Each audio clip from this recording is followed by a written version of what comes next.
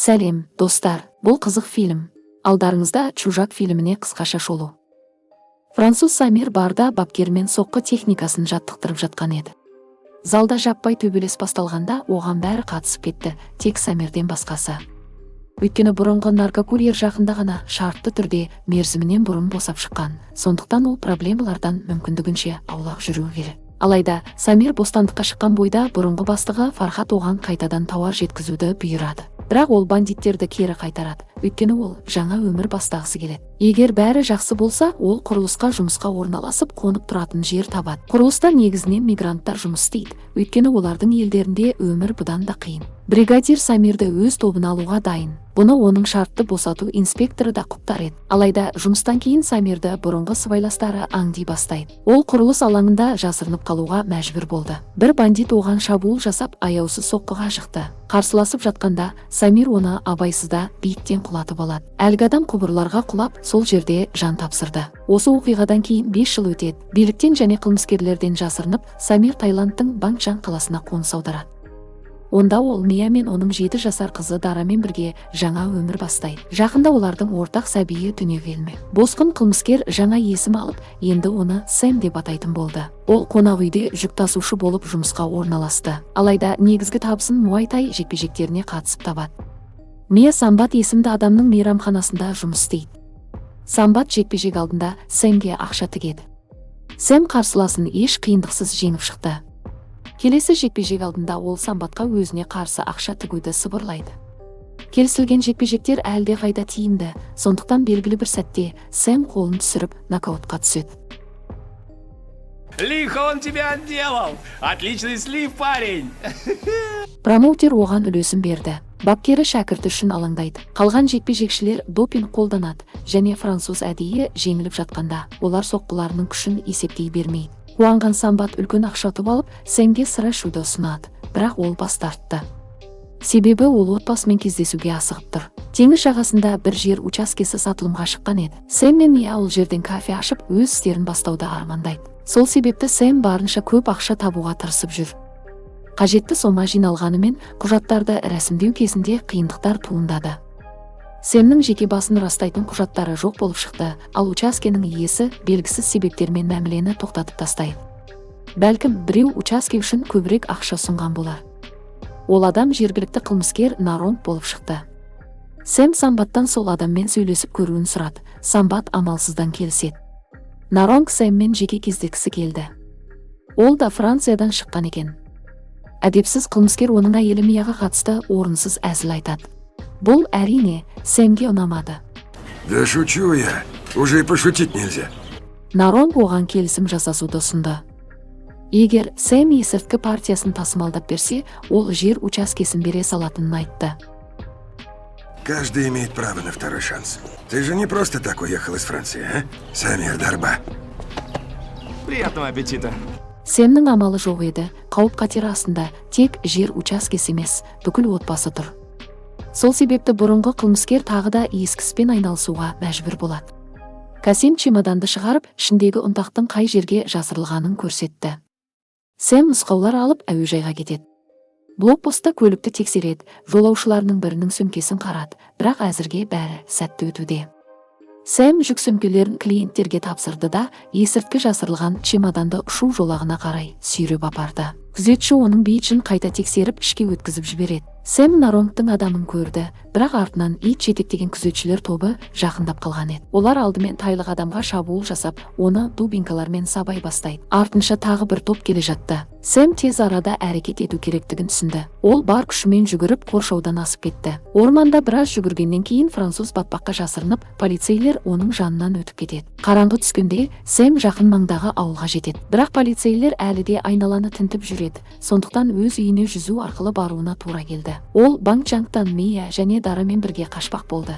Бірақ үйінің табалдырығында қарулы жалдамалылар күтіп тұр. Боксшы шайқасқа кірісті, алайда күштен емес еді. Оның үстіне қылмыскерлер оның жақындарын тұтқындап үлгерген болатын. Сэмді есінен тандырған соң, жалдамалы әйел мені пышақтап жаралайды. ал шашы ұзын жендет оны пышақпен тамағынан орып жібереді. Жүкті әйел Сэмнің көз алдында жан тапсырады. Осыдан кейін бандиттер француздың үстіне бензин шашып, үйімен бірге өртемек болады. Наронг үйді өзі тұтатып көлігіне қайта отырды. Ол Сэмнің тірі қалуы мүмкін деп ойлаған да жоқ. Бірақ ер адам суға құлап аман қалады. Кейін оны жаттықтырушысы Ханса тауып емдеп жазады. Ес-түссіз жатқанда Сэмге Мия елестейді де үнсіз қараңғылыққа сіңіп кетеді. Ол 2 апта бойы ештеңе жемеді. Ойында тек дара ғана бар. Бірақ сол түні қызды ешкім көрген жоқ. Самбат осының тірі қалғанын естіп қуанады. Ал Наронг болса із-түссіз жоғалып кеткен, бәлкім Бангкокқа кетіп қалған шығар. Дегенмен оның оң қолы Касем әлі осы қалада жүр. Хочешь мой совет? Как ты воскрес, так и исчезни. Барлығы Сэмді өлі деп есептейді. Самбат оған дараның суретін берді. Сэм сол жер учаскесіне барып көз жасына еріп береді. Бірақ ол енді қашпайды. Ол дараны тауып, Мияның өліміне қатысы барлардың барлығынан кек алуы тиіс. Бір даяшы еріксіз Сэмге Касемді леди бойлар жүретін бір борделден табуға болатынын айтып қойды.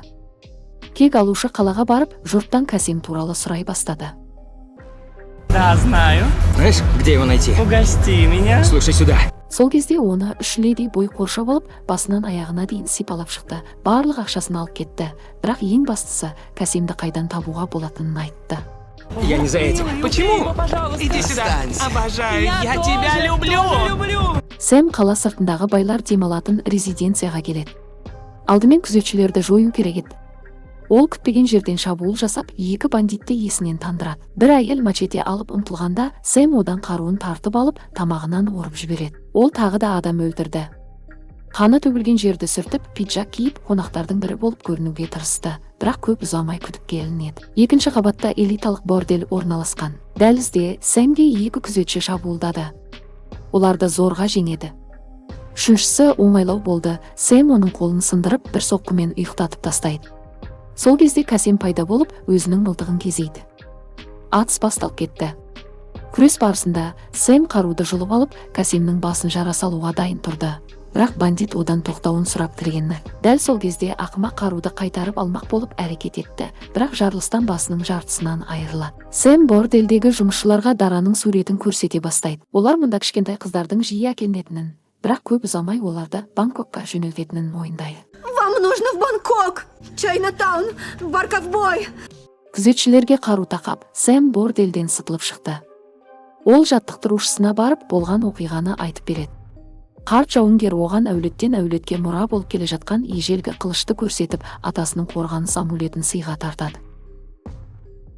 Что ты задумал? Не могу же я потерять и второго сына. Я еду с тобой.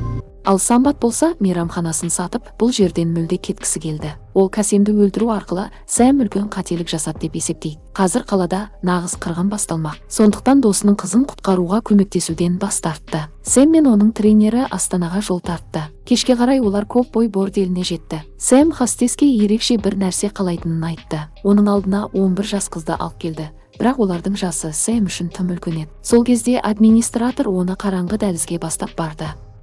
Сэм кенеттен оның мойнынан шап беріп ұстап, дарудың суретін көрсетті.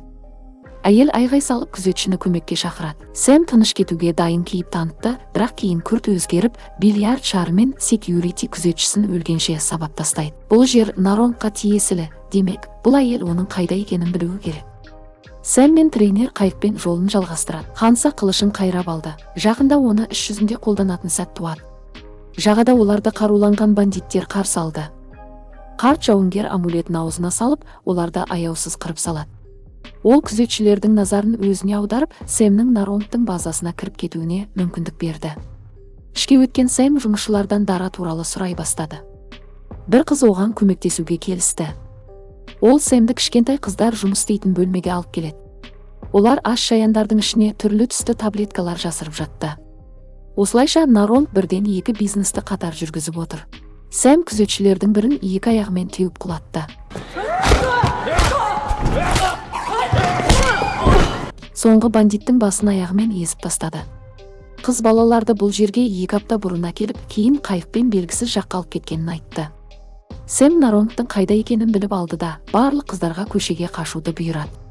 Бірақ бастығына жету үшін оған оның бүкіл күзетшілермен шайқасуға тура келеді. Барлығы қолдарына пышақ пен балталар ұстаған, бірақ бұл кек алушыны тоқтата алмайды. Себебі тай бандиттері әрқайсысы жеке шабуылдайды, сондықтан кәсіпқой жекпе-жек шебері оларды оңай құлатып отырды.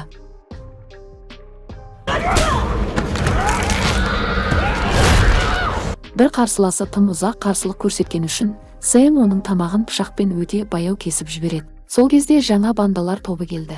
Бұл топпен күресті Сэмнің қарт жаттықтырушысы өз мойнына алды. Сэмнің алдынан тағы бір топ қылмыскер шықты. Барлығына ортақ жалғыз ғана тапанша болды. Ұрыс жүк лифтінде жалғасты. Сэм ұзақ уақыт бойы атып қарсыластарының аяқ-қолын кесіп сындырып жатты.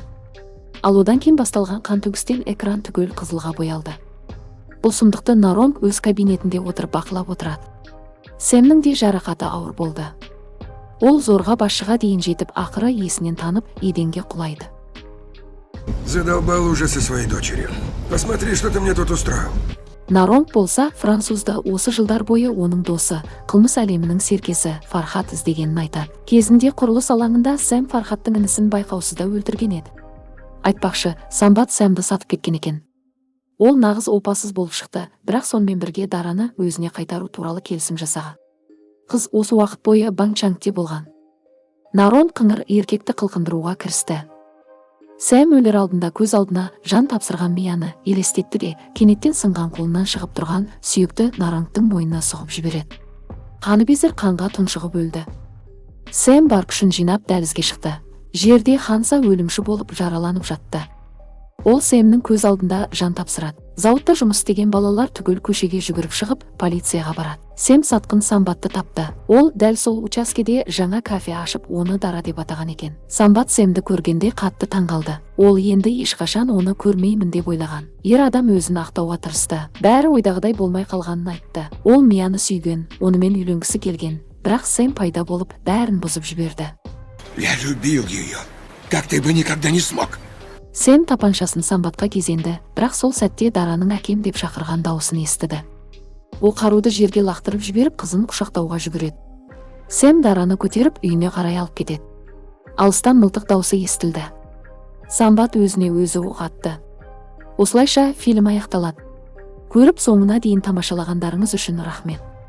Арнаға жазылып, жаңа видеолар туралы хабарландыруды қосуды ұмытпаңыздар. Келесі кездескенше